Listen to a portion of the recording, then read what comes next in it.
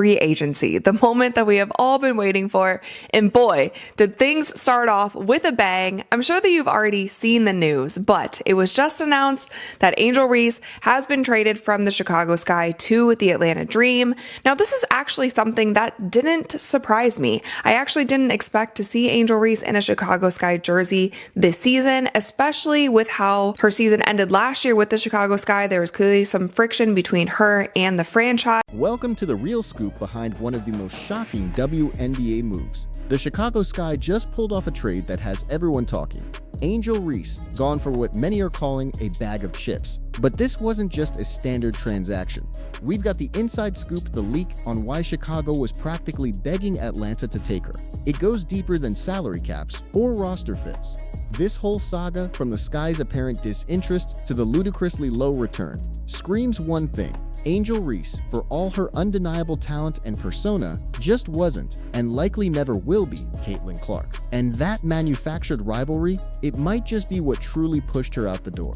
Let's break down the evidence from the latest reports. And it seems like Angel Reese is very happy to be going to Atlanta, but the thing that did surprise me about this trade is the details of it. So let me break it down for you guys. So Atlanta will receive, of course, Angel Reese and the right to swap a second-round pick with the Chicago Sky in 2028. Now, the Chicago Sky... Rachel hits the nail on the head. The details are what truly shock.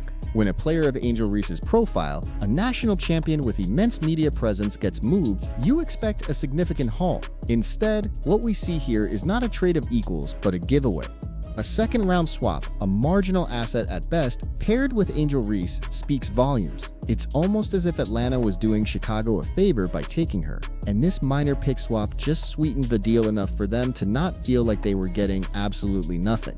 This sets the stage for our deeper dive into Chicago's underlying motivations, or lack thereof, to retain a player with such a high public profile. Receive the Dream's 2027 first-round pick and the Dream's 2028 first-round pick. That's it, you guys. 2 first-round picks for Angel Reese. That is it. And if we look at the Atlanta Dream from last season, they were a really solid team. So adding Angel Reese to the mix with this Atlanta Dream team, if they're able to keep the roster at all similar to what they had last year, especially with players like Alicia Gray, like Ryan Howard, who knows if Bree Jones will stay, Jordan Canada was on that roster. Like, if they're able to keep some of those key players, this Atlanta Dream team is definitely going to be a scary squad. And what is Chicago going to do now? Like, obviously with this free agency period, it's going to be crazy. There are going to be so many big name players who are on teams that they weren't on last year. Like, the entire league is going to look different. I've warned you guys about this. What is the Chicago Sky going to do? Like, do they have something else planned? Because this trade in itself, they lost this trade. And I would also like to know if there were any other teams that were interested. 2 future first-round picks from a team that was really solid last season, and adding Reese only makes them stronger?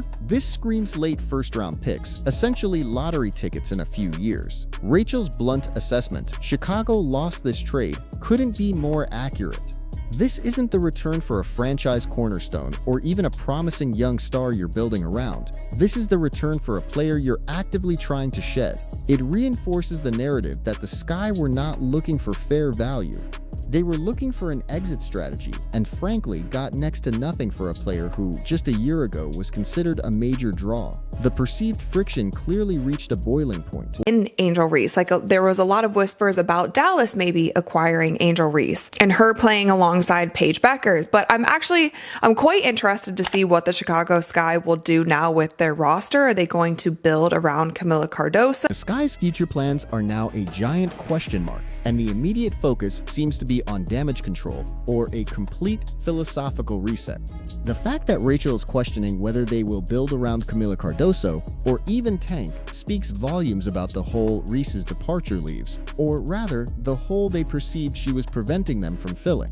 It's clear that Angel Reese wasn't seen as a central piece of their long-term puzzle, and the urgency to move her, even for such a meager return, suggests a deeper dissatisfaction than mere roster construction. This decision, as we'll uncover, was about more than just basketball talent this season, and that's more than they play any other team. And this schedule was announced before it was known that Angel Reese would have been going to the Atlanta Dream. And as we saw in the first 2 years of both Caitlin Clark and Angel Reese's career, the WNBA set it up so that Angel Reese and Caitlin Clark were playing each other so many times throughout the season. Like, those were the biggest games that they continued to hype up. So many fans are saying, like, did Kathy know something? Did Kathy know that Angel would be going to the Atlanta Dream, and she made sure to set it up so that we still got that college rivalry? Now we get to the real reason this trade feels so orchestrated. Echoing the leak we've been discussing, the league schedule, which determines matchups months in advance, had the Indiana Fever playing the Atlanta Dream more than any other team,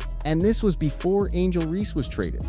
Rachel's question, did Kathy know something, isn't just fan speculation. It highlights a growing belief that the WNBA, driven by ratings and media attention, is actively curating rivalries. This isn't about fostering organic competition, it's about manufacturing storylines.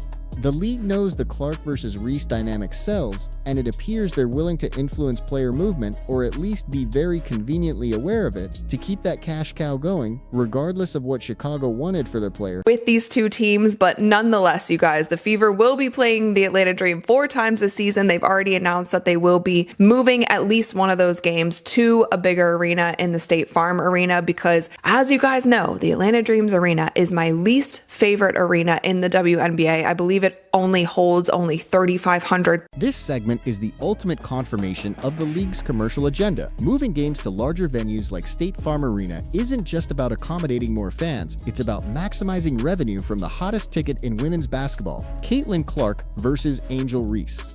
The fact that Atlanta's home arena is notoriously small and inadequate only emphasizes how much the league needs this matchup to play out in front of bigger crowds.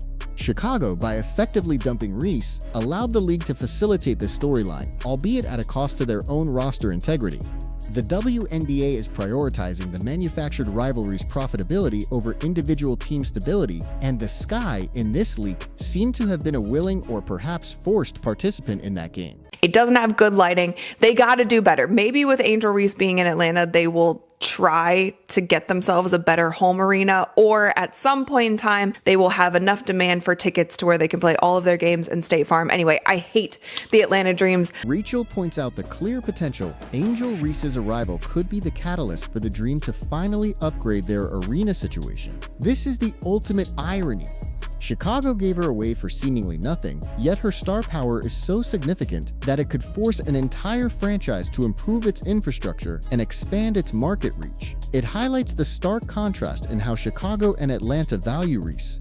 Atlanta sees a demand driver, a star who fills seats and forces upgrades. Chicago apparently saw a liability, or at least someone not worth the hassle, when the real prize, a Caitlin Clark-level player, wasn't on their roster.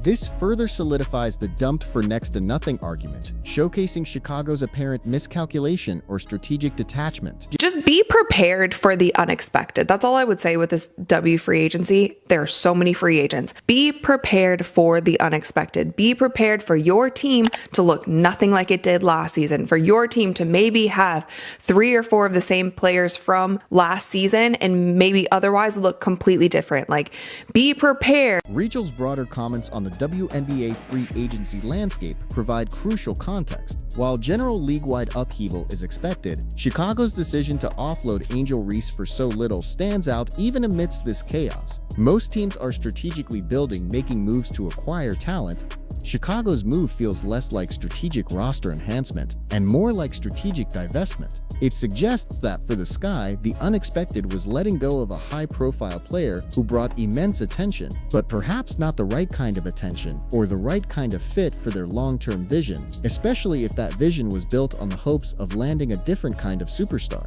This wasn't just a simple trade, it was a clear statement from the Sky.